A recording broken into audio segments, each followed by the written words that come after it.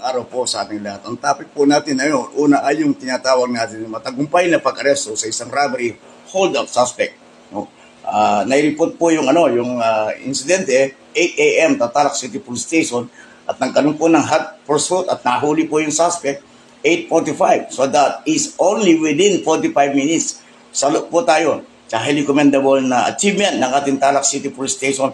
Bagong happy po natin si Lieutenant Colonel Sin Logroño at dumarin po sa press con si Colonel de Guzman ang ating Provincial Director ng TPP o PNP.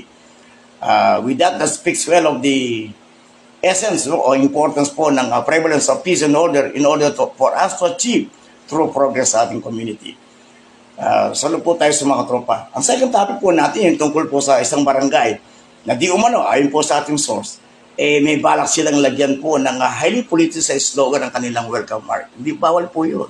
Buti na lang naharang po ng majority na member ng konseho. Normal lang po kung saan nakaupong o incumbent mayor ay maglagay ng kanyang mga slogans sa lahat ng barangay. Because nakaupo siya, particular na candidate, hindi po pwede yun. So sa maintindihan po ng ating mga barangay yan. No?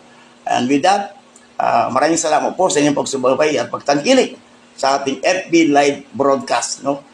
Usaping politika, negosyo, at iba pa. Good night and God bless po.